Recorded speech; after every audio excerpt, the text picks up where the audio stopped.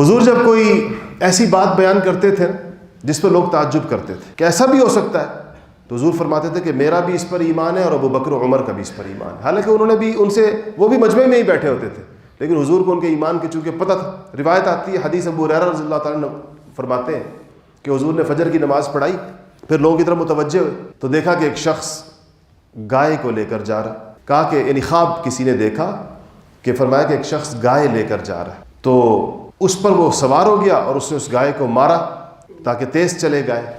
تو گائے نے اس کو کہا کہ ہم تو اس بار برداری کے لیے نہیں پیدا کی گئیں، کھیتی باڑی کے لیے یعنی اس لیے نہیں پیدا کی گئیں، ہمیں تو کھیتی کرنے کے لیے یعنی وزن ڈالنے کے لیے نہیں بلکہ کھیت محل چلانے کے لیے پیدا کیا گیا، بیل ہوگا۔ تو اس شخص نے کہا کہ جس نے یہ بات جو سامنے سن کر لوگوں میں سے کسی نے کہا کہ کیا گائے بھی بات کرتی ہے، گائے بھی بول سکتی ہے؟ تو آپ نے فرمایا کہ میں تو اس پر ایمان رکھتا ہوں اور ابو بکر اور عمر بھی رکھتے ہیں۔ تو علماء نے لکھا ہے کہ اس وقت دونوں وہاں موجود نہیں تھے مجمع کے اندر، اور یہ بات ان کو پہلے پتہ بھی نہیں تھی۔ یہ ان کے ایمان کی گواہی ہے جو رسول اللہ غائبانہ دے رہے ہیں کہ جو بات بھی ایسی ہوگی جس پہ رسول اللہ ایمان رکھتے ہیں اس پہ ابو بکر عمر بھی ایمان رکھتے ہیں۔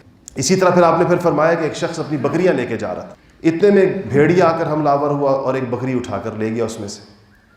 تو وہ شخص اس کے پیچھے گیا اور بکری چھین لی اس نے سے۔ تو بھیڑیے نے کہا کہ آج تو تم نے اس کو بچا لیا ہے، لیکن اس دن کون ہوگا بچانے والا جس دن میرے سوا وہاں پر کوئی اور چرواہا نہ ہوگا؟ تو لوگوں نے کہا کہ سبحان اللہ، کیا بھیڑیا بھی بات کرتا ہے؟ کہ بھیڑیے نے یہ کہا۔